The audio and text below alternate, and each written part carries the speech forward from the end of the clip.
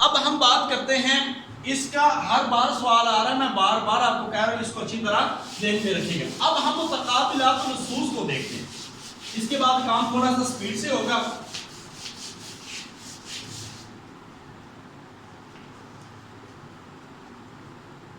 متقابلات النصوص، متقابلات النصوص یہ ہے جی ہمارا، اور یہ ٹوٹل میں نے بتائی ہیں کتنی ہیں جی؟ 8 ہے۔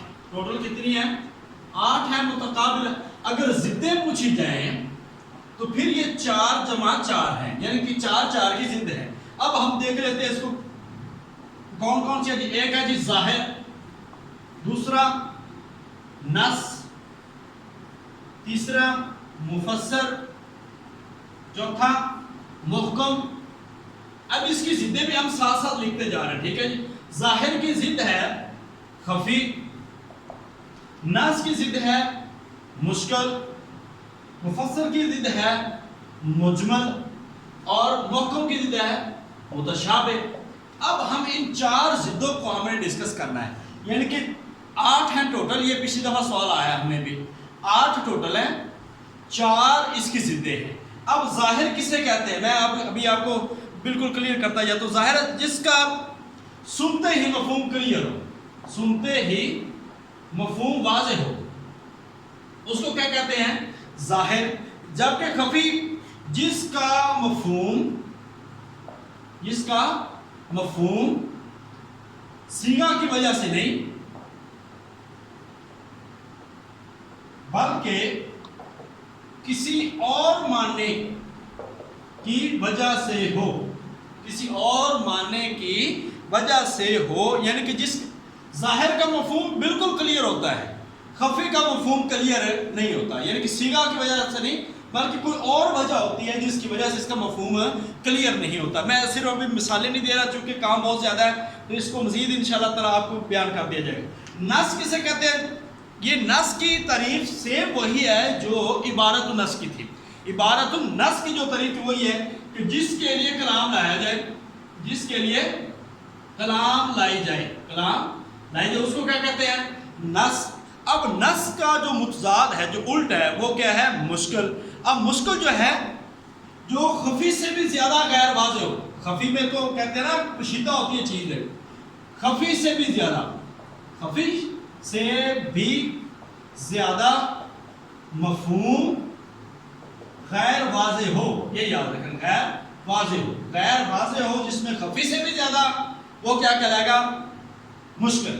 اب آپ کو ہو سکتا ہے کہ پیپر میں سوال آپ کو اس طرح آ جائے کہ نص کی ضد ہے، یہ بھی سوال آ سکتا ہے نا، مفسر کی ضد ہے مجمل، محکم کی ضد ہے متشابہ۔ میرا دل یہ کہتا ہے کہ اس طرح سوال اس طرح آئے گا، ٹھیک ہے۔ ہو سکتا ہے کہ ظاہر کی ضد کیا ہے؟ خفی، نص کی ضد مشکل، مفسر کی ضد مجمل، محکم کی ضد متشابہ۔ یہ بھی سوال، اس طرح بھی سوال آپ کو آ سکتا ہے۔ نص جس کے لیے کلام کو لایا جائے، اور مشکل کہتا ہے جس میں خفی سے زیادہ بھی کام جو مفہوم ہے وہ غیر واضح ہو۔ اب مفسر کہتے ہیں کہ ظاہری مفہوم اور الفاظ کی تشریح خود متکلم کی طرف سے ہو جائے، یہ میں صرف لکھتا نہیں کہ خود متکلم کی طرف سے ذات ہو جائے۔ اب اس کی مثال کیا ہے؟ فسجد الملائکۃ کلھم اجمعون۔ اب یہاں پہ فسجد الملائکۃ، سجدہ کیا ملائکہ نے، اب اس کی توضیح اور تشریح ہوگی کہاں سے؟ کلھم اجمعون، سب کے سب نے سجدہ کر دیا، یعنی کہ مفسر بالکل واضح ہوتا ہے، بالکل واضح اور ٹھیک ٹھاک، جس کو کہتے ہیں جس میں کوئی شک نہیں ہے، وہ مفسر ہے، اور جو متکلم کی طرف سے بالکل واضح ہو جائے۔ مجمل کیا ہوتا ہے؟ مجمل کہتے ہیں جو اپنے معنی پر خود دلالت نہ کرے، جو اپنے معنی پر خود دلالت نہ کرے۔ یہ ابھی ہم نے پڑھا ہے، جو ابتداء النص تھا کہ جس کا معنی جب تک ہم اضافہ نہ کریں اس کے بغیر سمجھ نہ آئے، ایسے ہے مجمل جو اپنے معنی پر خود دلالت نہیں کرتا۔ اور آخری ہے محکم، جو مفسر سے، محکم یعنی جو اپنے معنی پر خود دلالت کرے، یہ مفسر تھا۔ محکم مفسر سے بھی زیادہ ہوتا ہے، مفسر سے بھی زیادہ محکم اس کا مطلب ہے سب سے زیادہ اگر کوئی مضبوط چیز ہے نا تو وہ محکم ہوتی ہے۔ اب اس کی جو ضد ہے وہ متشابہ ہوتی ہے، اور وہ یہ ہوتا ہے متشابہ خلط ملط ہو جانا، ٹھیک ہے، نہ وہ اپنے معنی پر دلالت کرے اور اس کا پہچاننا بھی مشکل ہو، ناممکن ہو جائے، یعنی کہ جو اپنے معنی پر دلالت بھی نہ کرے اور اس کا پہچاننا بھی مشکل ہو۔ اب یہ آپ کو یہ بتا دیں کہ یہ کہلاتا ہے متشابہ۔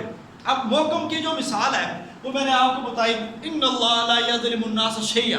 اب یہ آیت محکم ہے کیونکہ اس کے بارے میں ہے کہ اللہ کسی پہ ظلم نہیں کرتا، لوگوں پر ظلم نہیں کرتا۔ اب اس کے بارے میں ہمیں شک نہیں ہے، بالکل کلیئر ہے اور واضح ہے کہ اللہ تعالیٰ کسی پہ ظلم نہیں کرتا، لہذا ایسی چیز ہوتی ہے وہ محکم کہلاتی ہے۔ اور اس کی ضد جو متشابہ، یعنی کہ جتنا زیادہ پکا یہ اتنا زیادہ کچا، ٹھیک ہے، یہ مفصل جتنا پکا اس سے کچا مجمل، یہ درجے ہیں، ٹھیک ہے، یہ صحیح ہوتا ہے، یہ کچے ہوتے ہیں، یعنی کہ یہ زیادہ اعلیٰ یہ زیادہ کمتر، یہ زیادہ اعلیٰ ظاہر نص مفسر اور محکم یہ اعلیٰ، اور یہ خفی مشکل مجمل متشابہ یہ کچے کم درجے کے ہوتے ہیں۔ یہ میرے خیال سے بات آپ کو یاد رہ گئی ہوگی، نہیں بھی رہی تو میں بار بار کہہ رہا ہوں، اس میں سے سوال آپ کو آنا ہے، آپ اس کو مس نہ کیجیے گا۔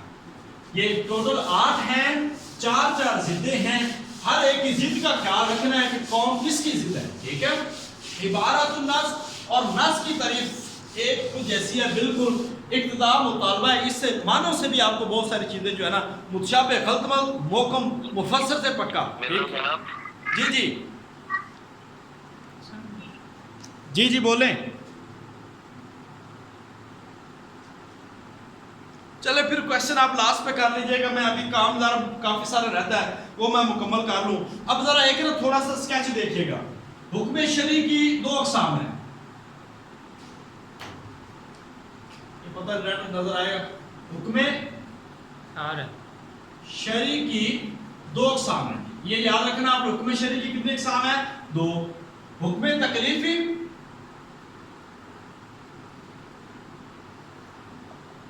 آگے دوسرا جی حکم وضعی، یہ آپ نے ذہن میں رکھنا ہے، حکم شرعی کی 2 اقسام، حکم تکلیفی، حکم وضعی کی 2، ایک یہ اور ایک دوسرا یہ۔ اب اس میں سے ہر ایک کی کتنی اقسام ہیں؟ 5 اقسام ہیں، 5 اقسام میں کائنڈلی کوئی کویشچن ہے تو آپ پوچھ سکتے ہیں، مگر ابھی میرے خیال سے رہنے دیں۔ اپنے مائک آف کر لیں جی، ابھی تو کلیئر آ رہا ہے ہمارے اوپر، دراصل یہ نا یہ ریڈ بال پوائنٹ مارکر ہے، اس وجہ سے تھوڑا سا پرابلم ہو رہا ہے، میرے خیال سے آپ کو کلیئر آ رہا ہوگا، تھوڑی سی ویڈیو کلوز کر کے زوم کی ہے، وائٹ بورڈ سے نا وہ کلیئر نظر نہیں آ رہا، یہ کہنا چاہ رہے ہیں ناؤ۔ اب پوچھیں جی، آپ بتائیں، آپ کلیئر ہے؟ ٹھیک ہے۔ یہ دراصل آج ہمارے پاس بلیک بورڈ مارکر وہ ختم ہو گئے، اس وجہ سے آج ہم اس کے ساتھ کام چلا رہے ہیں، خیال سے انشاءاللہ وہ والے ہوں گے، یہ آپ کلیئر آ رہا ہے۔ اب ہم دیکھ رہے ہیں اس کی 5 اقسام ہیں، یہ یاد رکھتے جائیے گا۔ ایک ہے فرض، واجب، یہ دونوں ایک چیز ہوتی ہیں، ٹھیک ہے۔ اس کے بعد ہوتا ہے جی مندوب، 1 نمبر، 2 نمبر، 3 نمبر پہ آتا ہے حرام، 4 نمبر پہ آتا ہے مکروہ، 5 نمبر پہ آتا ہے مباح۔ یہ یاد رکھیں، حکم تکلیفی کی 5 اقسام ہیں، فرض یا واجب، مندوب، حرام، مکروہ، مباح۔ ایسے حکم وضعی کی 5 اقسام ہے، سب سے پہلی ہے سبب، دوسرا شرط، تیسرا مانع، چوتھا رخصت اور 5واں صحت، یعنی کہ اس کے ساتھ اور بھی ہے، وہ بھی آپ کو بتا دیا جائے گا، میں نے نوٹس بھی شیئر کیے، اس میں موجود ہے 1 2 3 4 5، یہ چیزیں آپ نے ذہن میں رکھنی ہے اور یاد رکھنی ہے۔ میڈم میں آپ کو نوٹ شیئر کر دوں گا، پریشان نہ ہو، آج اس رائٹنگ کی وجہ سے نظر نہیں آ رہا ہوگا تو انشاءاللہ میں آپ کو سینڈ کر دوں گا، ڈونٹ وری۔ معذرت کہ یہ جو 3 بورڈ مارکر پڑے ہوئے ہیں ہمارے پاس اور یہ تینوں نہیں چل رہے آج۔ تو اس کے بعد ہم بات کر رہے ہیں جی فرض کی اقسام کتنی ہیں۔ فرض ویسے ریڈ نہ لکھ دیں. میں ریڈ سے ٹرائی کر لیتا ہوں یا بلو سے ٹرائی کر لیتا ہوں. اب دیکھیں نا ریڈ سارے ٹھیک ہے, ریڈ ٹھیک ہے. سارے چل نہیں رہے آج. فرض کی اقسام جو ہے نا آپ کو پتہ دو ہیں, ایک فرض عین اور فرض کفایہ. فرض عین اور فرض کفایہ ایک جنرل سوال ہے اور سب لوگوں کو پتہ ہوتا ہے, مگر اس کے باوجود بھی ایسا سوال انٹرویو میں ہوا ہے اور ایک بندے کو نہیں آیا سوال. تو اس طرح کی چیزیں آپ نے ذہن میں رکھنی ہے کہ فرض عین کیا ہوتا ہے اور فرض کفایہ کیا ہوتا ہے. فرض عین جو نماز فرض عین ہے, جنازہ فرض کفایہ, یہ ایک سمپل سی اس کی مثالیں ہیں, ٹھیک ہے, آپ نے ذہن میں رکھنا ہے. اس کے بعد سنت کے کتنی اقسام ہیں, سنت کی یہ ساری کیونکہ فقہ کے سوال ہیں. سنت کی اقسام, سنت کی اقسام دو ہیں, موقدہ غیر موقدہ. اب یہ بھی مجھے بتانا پڑے, موقدہ اور غیر موقدہ یہ آپ سب کو علم ہے, تو اس کو بھی آپ نے ذہن میں رکھنا ہے. اب استعارہ کے تین ارکان میں نے بتایا, جو مستعار لہو, مستعار منہ اور وجہ جامع, یہ تین ارکان ہیں. اس کے بعد آپ کے پاس آ جاتا ہے جی بیان. بیان کی کتنی قسمیں ہیں, بیان کی 7 اقسام ہیں, یہ یاد رکھنا آپ نے. بیان کی 7 اقسام ہیں, میں آپ کو نوٹ شیئر کر دوں گا. تقریر, تغییر, تفسیر, ضرورت, عطف, حال اور تبدیل. ٹھیک ہے, تبدیل, حال, عطف, ضرورت, تفسیر, تغییر اور تقریر, یہ بیان کی 7 اقسام ہیں. بیان کی 7 اقسام ہیں. ابھی پھر میں اس کو ریپیٹ کر دیتا ہوں. حکم شرعی کی 2 اقسام ہیں, حکم تکلیفی, حکم وضعی. ان دونوں کے آگے 5 قسمیں ہیں. تکلیفی کی 5 اقسام, فرض, واجب, مندوب, حرام, مکروہ, مباح. حکم وضعی کی 5 اقسام ہیں, سبب, شرط, مانع, رخصت, صحت. فرض کی 2 اقسام ہیں, کفایہ, فرض عین, کفایہ. سنت کی 2 اقسام ہیں, موقدہ, غیر موقدہ. بیان کی 7 اقسام ہیں. ارکان استعارہ 3 ہیں, مستعار لہو, مستعار منہ اور وجہ جامع. یہ آپ نے میرے خیال سے ذہن میں رکھ لیا ہوگا, باقی یہ آپ کو نوٹ سے انشاءاللہ تعالی مل جائیں گے. ہم آگے بات کرتے ہیں جی فقہ. فقہ کا میں نے شروع میں بھی آپ کو بتا دیا, فقہ کا لفظی معنی ہوتا ہے سمجھ بوجھ, سمجھ بوجھ. ٹھیک ہے, اب اس کی ہم بات کر لیتے ہیں. اس کی طریق ہے اعمال شریعہ کے مسائل کو جاننا. اعمال شریعہ کے مسائل کو جاننا. اب یہ آپ کو انٹرویو کے لیے بتا رہا ہوں, یہ آپ کو انٹرویو کے لیے بتا رہا ہوں, ایسے سوال ہو سکتے ہیں. اعمال شریعہ کے مسائل کو جاننا اور فروعی احکام کا علم جو تفصیلی دلائل سے ملتا ہو, ماخوذ ہو, یہ آپ نے ذہن میں رکھنا ہے. اب اس کے بارے میں آتا ہے قرآن کے اندر فَاسْأَلُوا أَهْلَ الذِّكْرِ إِن كُنتُمْ لَا تَعْلَمُونَ, تو اہل ذکر سے سوال کرو اگر تم نہیں جانتے. اب اس کی تفصیل ہمیں ملتی ہے نبی پاک صلی اللہ علیہ وسلم کی حدیث سے بھی کہ خیرکم من تعلم القرآن وعلمہ, جو قرآن سیکھتا ہے اور سکھاتا ہے وہ تم سے بہترین ہے. حدیث میں بھی اس کا آتا ہے من یرد اللہ خیرا ان یفقہہ فی الدین, جس کے ساتھ اللہ تعالیٰ بھلائی کا ارادہ کرتا ہے اسے دین کی سمجھ عطا کرتا ہے.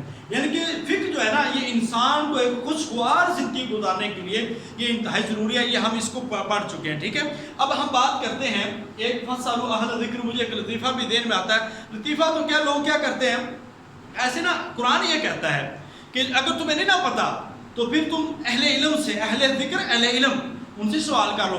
اگر آج کے مولوی صاحب سے اگر کوئی سوال کیا جاتا ہے نا, کوئی ایسے لوگ ہوتے ہیں ان سے سوال کیا جاتا ہے, مولوی صاحب اس کا کیا جواب ہے یا یہ کسے کہتے ہیں, تو آگے سے پتہ جواب کیا ہوتا ہے, اور جہڑیاں گلاں دا نام پتہ ہوئے نہیں پوچھی دی ہوندیاں. آج دیکھو نا ہمارے گڑ مسئلے ہے سمپل سے. مجھے یہ بتائیں, پوچھنا تو وہی ہوتا ہے جس کا پتہ نہ ہو, اور جس کا پتہ ہو اس کا پوچھنا ہی کیا ہے. آج ہمارے لوگ بالکل الٹ اس کا کام کرتے جا رہے ہیں. فَاسْأَلُوا أَهْلَ الذِّكْرِ إِن كُنتُمْ لَا تَعْلَمُونَ, تم اہل ذکر سے پوچھو اگر تمہیں علم نہیں ہے, لہذا اہل ذکر سے سوال کرنا ہے. اب فقہ اسلامی کے ادوار 6 ہیں. فقہ اسلامی کے ادوار 6 ادوار ہیں جی. فقہ اسلامی کے ادوار کتنے ہیں, 6. رسالت, یہ آپ کو مل جائیں گے نوٹس میں, اس لیے آپ کو لکھ نہیں رہا. رسالت, خلافت راشدہ, اموی دور, عباسی دور, تقلید کا دور, دور حاضر, یہ 6 ادوار ہیں. 6 ادوار ہیں. اب اگلی چیز ہے جو وہ سمجھ لیں, وہ یہ ہے کہ فقہ اسلامی جو ہے 4 بنیادی اصول. فقہ اسلامی کے 4 بنیادی اصول, اس میں آپ نے یاد رکھنا ہے, یہ لازمی سوال, یہ بھی 2 سال مسلسل سوال آ رہا ہے. ایک ہوتا ہے اصول عدم حرج, دوسرا اصول ہے قلت تکلیف, چوتھا ہے تدریج, 5واں ہے نسخ. 5واں کیا ہے, نسخ. اب عدم حرج، یہ سوال آیا ہے کہ عدم حرج کس کا لازمی نتیجہ ہے؟ عدم حرج کس کا لازمی نتیجہ ہے؟ اب یہ سوال پیپر میں آیا ہمیں 2015 کے ایس ایس میں بھی آیا، 2017 کے اندر لیکچرر کے پیپر میں بھی یہ سوال آیا، عدم حرج کس کا لازمی نتیجہ ہے؟ قلت تکلیف کا۔ عدم حرج قلت تکلیف کا لازمی نتیجہ ہے، عدم حرج قلت تکلیف کا لازمی نتیجہ ہے۔ اب میں آپ کو یہ صرف معنی بتاتا جا رہا ہوں۔ عدم حرج کا مطلب کیا ہوتا ہے؟ حرج تنگی، عدم نہ ہونا، تنگی کا نہ ہونا، تنگی کا نہ ہونا۔ جیسا کہ نماز قصر ہے، اب ہم نماز قصر کر لیتے ہیں تو سفر میں ہم نماز تھوڑی کر لیتے ہیں، قصر کر لیتے ہیں، ہاف کر لیتے ہیں۔ اب یہ تنگی کو ختم کرنا یہ دین کی منشا تھی، یہ نبی پاک صلی اللہ علیہ وسلم کے دور سے چل رہا ہے۔ آگے قلت تکلیف، احکامات ایسے بنائے جائے جن سے تکلیف کم ہو۔ احکامات، قلت تکلیف سے مراد کیا ہے؟ احکام ایسے ہوں جس سے تکلیف کم ہو۔ اب اس میں اس کی مثال کیا ہے؟ اس کی مثال آپ ہر سال حج کرنا فرض ہے نا، تو قلت تکلیف یہ تھی کہ اب اس کو ہر سال حج نہیں کرنا۔ اب ایک صحابی پوچھ رہے تھے اللہ کے نبی صلی اللہ علیہ وسلم کیا ہر سال حج کرنا فرض ہے؟ آقا علیہ السلام خاموش رہے، وہ پھر بولا، آقا علیہ السلام نے بعد میں فرمایا کہ اگر میں بول پڑتا کہ ہر سال حج کرنا فرض ہے تو یہ اللہ تعالیٰ کی طرف سے فرض ہو جاتا۔ ایسے جیسے نماز کے بارے میں آقا علیہ السلام نے فرمایا کہ عشاء کی نماز اگر میں پسند کرتا، مجھے یہ پسند ہے کہ اس کو بہت زیادہ تاخیر کی جائے، مگر امت میں مشقت لولا ان اشق علی امتی لامرتہم، ایک مسواک کے بارے میں آتا ہے اور ایک عشاء کی نماز کے بارے، یہ اس کی قلت تکلیف ہے۔ تدریج آپ یہ سنتے ہیں کہ جتنے بھی قرآن حدیث کے جو نفاذ ہے، نفاذ آہستہ آہستہ ہے، نفاذ آہستہ آہستہ ہے۔ اور جیسے آپ دیکھیں شراب کا حکم ہے، شراب کو 3 مراحل میں حرام کیا گیا۔ پہلے شراب کو کہا گیا کہ یہ بری چیز ہے، نقصان زیادہ نفع کم ہے۔ دوسرا کا نماز کے قریب نہیں آنا۔ چوتھا حکم یہی آ گیا کہ اب نماز جو شراب ہے وہ حرام ہے۔ تو اس کے لحاظ سے آپ نے یہ دیکھنا ہے کہ عدم حرج، قلت تکلیف، تدریج اور نسخ کے بعد ایسی چیزیں ہیں جس کو اللہ تعالیٰ نے تبدیل کر دیا۔ ایسی حدیث میں کچھ ایسی چیزیں ہیں، حدیث میں آپ کو نسخ بھی میں بتاتا ہوں۔ نبی پاک صلی اللہ علیہ وسلم نے فرمایا تھا عورتوں کے لیے، نہیتکم عن زیارت القبور، میں تمہیں قبروں کی زیارت سے منع کرتا ہوں، مگر بعد میں نبی پاک صلی اللہ علیہ وسلم نے اس کی اجازت دے دی، فضروہا، اگر اللہ چاہتا ہے فضروہا، اب تم اس کی زیارت کر لو۔ اس لحاظ سے یہ جو فقہ اسلامی کی 4 بنیادی اصول ہیں، یہ لوگوں کے لیے آسانی کے لیے، عدم حرج تنگی کا نہ ہونا، قلت تکلیف ایسے کام بنائے جائیں جس سے تکلیف جو ہے وہ کم ہو، جیسے کہ حج کا معاملہ، تدریج جو ہے ایسا ایسا، شراب کی مثال، نسخ جو ہوتا ہے میں نے تمہیں قبر کی زیارت سے منع کرتا ہوں، بس اب تم اس کی زیارت کر لو۔ اب یہ آپ نے ذہن میں رکھنا ہے کہ اس کے 4 بنیادی اصول ہیں، عدم حرج، قلت تکلیف، تدریج اور نسخ۔ اور میں نے بتا دیا کہ عدم حرج جو ہے قلت تکلیف کا لازمی نتیجہ ہے، لازمی نتیجہ ہے۔ اب ایک سوال یہ آ سکتا ہے آپ کو کہ فقہائے اربعہ کا جو زمانہ ہے یہ کن کا زمانہ ہے؟ یہ عباسی خلفاء کا زمانہ ہے، یاد رکھیے۔ عباسی خلفاء کے زمانے میں 4 فقہاء کا مذہب، 5 فقہاء کا جو مذہب ہے وہ آیا ہے۔ فقہائے اربعہ کا زمانہ عباسی خلفاء، عباسی خلافت آپ کو پتہ ہے کب شروع ہوئی ہے؟ 132 ہجری کے اندر عباسی خلفاء، ان کی خلافت جو ہے ابو العباس کی صفا جو پہلا بادشاہ تھا ان کا تھا، ان کے ساتھ شروع ہوئی ہے۔ اب ہم بات کر لیتے ہیں قرآن کے جو فقہ اسلامی کے ماخذ۔ اصل میں دیکھا جائے تو اب جو ماخذ ہیں وہ تقریباً فقہ کے ماخذ بنے ہوئے ہیں 11، مگر جو بڑے ماخذ ہیں وہ یاد رکھیے 4 ہیں۔ ماخذ کتنے ہیں؟ 4۔ ایک، اب 4 کا سوال اگر نہ دیکھیں آپشن تبدیل ہو کے بھی آتا ہے، اگر وہاں پہ 2 3 4 5 6 تک آپشن ہے تو اس میں سوال آپ کا جو صحیح والا ہے وہ 4 والا ہے، ٹھیک ہے۔ اگر آپشن 10 11 12 تک پہنچ گیا ہے تو اس کا مطلب ہے وہاں پہ آپ کا جو آپشن صحیح ہے وہ 11 والا ہے۔ یہ ایک نا کامن سینس ہوتی ہے جو وقتی طور پر ہم نے ڈیسیژنز لینے ہوتے ہیں، لہذا پیپر کے اندر اعصاب پہ قابو رکھنا ہے، پانی پینا ہے، مسلسل غور و فکر کر کے آپ نے سوالوں کے جواب دینے ہوتے ہیں، اس لیے گھبرانا نہیں ہے۔ میں آپ کو بتا رہا ہوں بہت سارے لوگ وقتی طور پر بات سنتے نہیں ہیں اور فوری جواب آگے اعتراض کر دیتے ہیں اور آگے اس کا جواب موجود ہوتا ہے، پتہ نہیں ہوتا۔ اس لیے اطمینان، سکون، پرسکون رہ کے آپ نے پیپر حل کرنا ہے۔ یقین جانی جب میں نے دیا تھا تو مجھے تو تقریباً 10 منٹ مجھے پریشانی تھی کیونکہ پیپر اتنا مشکل تھا اور مجھے نہیں سمجھ آ رہی تھی کہ اس کو کیسے حل کرنا ہے، ٹھیک ہے۔ تو میرے لیے ہو سکتا ہے مشکل ہوگا. تو اس کے بعد میں نے نا کچھ 10-15 منٹ آرام کیا، یعنی کہ آرام سے برا میں تھوڑا بہت بس نارمل رہا اور اپنے آپ کو پانی پی پی کے میں نے نارمل کیا. اور اس کے بعد میں نے اللہ کا شکر ہے میں نے سپیڈ پکڑی اور میں نے پیپر کو اس کو بر وقت کر بھی لیا.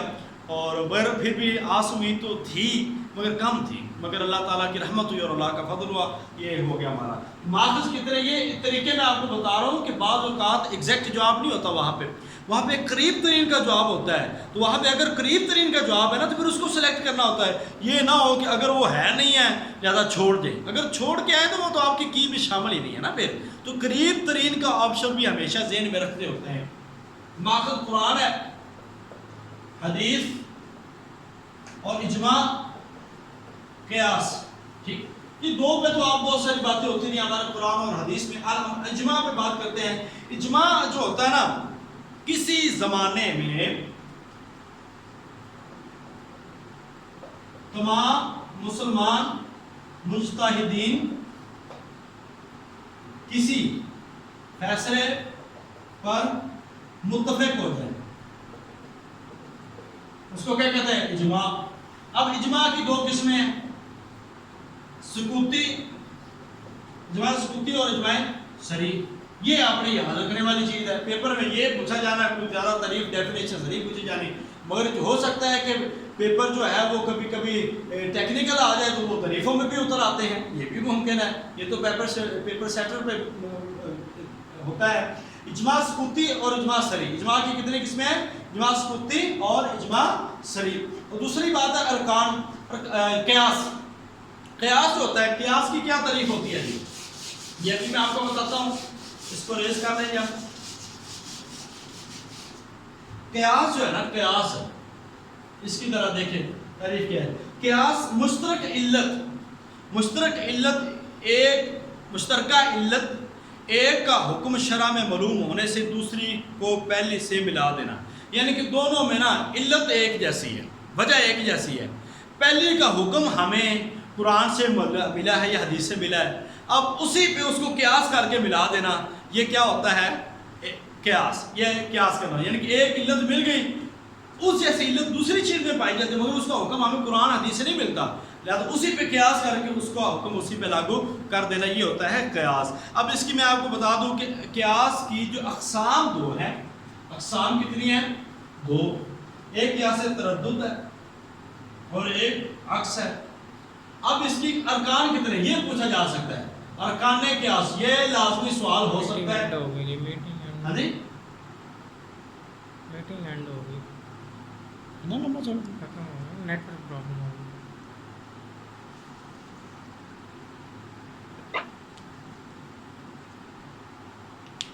ہوگی. جی السلام علیکم.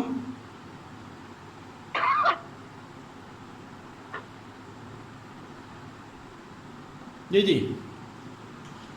یہ ڈسکنیکٹ ہو گیا تھا. اچھا، ارکان قیاس وہ چار ہیں، یاد رکھیں. اصل، فرع، حکم، علت. اصل کیا ہوتا ہے؟ جس پر کیا جائے، جس پر قیاس کیا جائے. اور فرع کیا ہوتا ہے؟ جس کو کیا جائے. حکم کیا ہوتا ہے؟ حکم جو ہوتا ہے جو بعد میں حکم لگایا جائے، بعد میں جس پر حکم لگایا جائے، جس پر حکم لگایا جائے.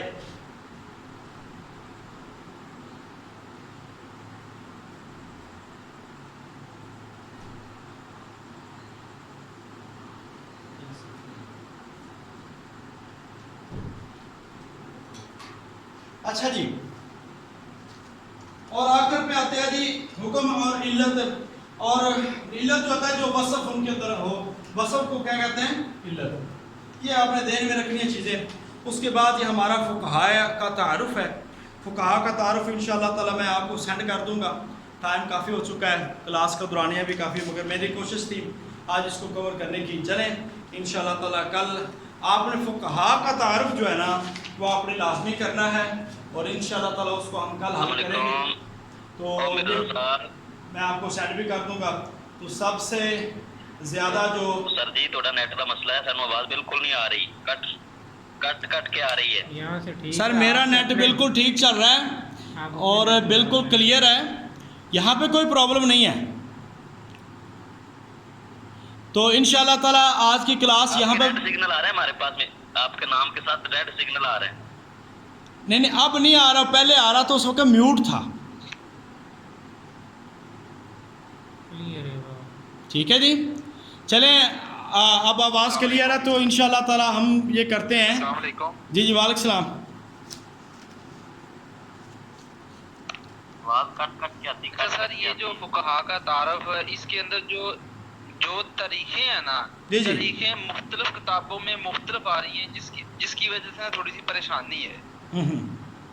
مختلف کتابوں کے اندر جو ہے وہ اب دیکھیں نا، آپ اس میں یہ کیجئے گا جو فقہا کا تعارف ہے نا، اس میں ڈیٹ آف برتھ جو ہے نا وہ آپ ذہن میں رکھیے گا اور وفات.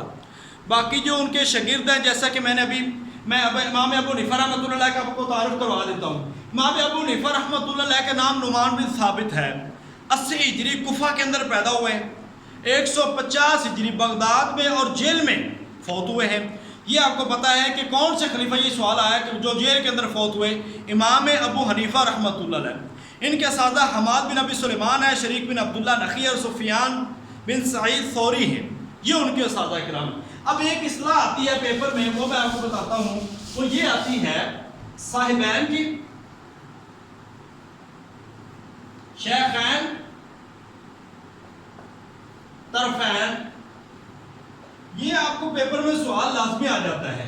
اب صاحبین سے مراد ہوتا ہے امام ابو حنیفہ رحمۃ اللہ علیہ کے شاگرد تھے امام محمد بن، ٹھیک ہے، امام محمد یوسف، امام حسن شیبانی، امام ظفر. یہ 4 کہتے ہیں بڑے شاگرد تھے.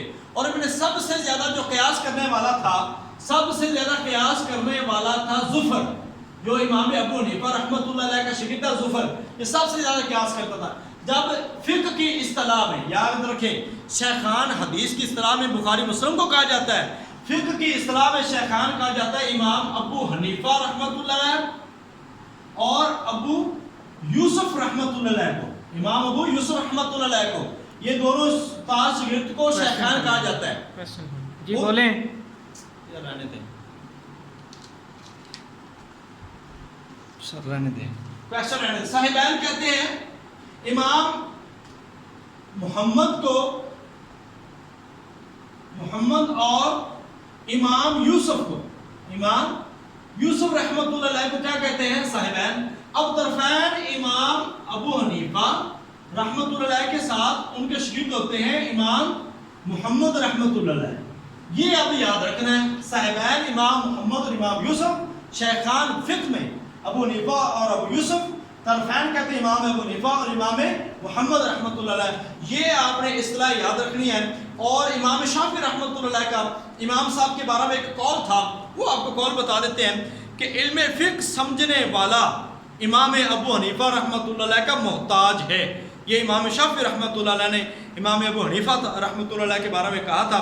تو آج کا لیکچر ہمارا یہاں پہ وائنڈ اپ ہوتا ہے. انشاءاللہ تعالی نیکسٹ ہماری کلاس ہوگی، اس کے اندر ہم مختلف جو امام ہیں ان کا تعارف، اور اس کے ساتھ ساتھ ہم قوانین اور نکاح، طلاق کی اقسام ہیں، بائن کیا ہے، مغلظہ کیا ہے، اور اس طرح جو ہمارے فقہی مناہج ہیں ہم ان پہ بات کر کے انشاءاللہ کل آپ کا اصول فقہ و علوم الفقہ کا کام انشاءاللہ مکمل ہو جائے گا. السلام علیکم. اللہ تعالیٰ میرا اور آپ کا حامی و ناصر ہو.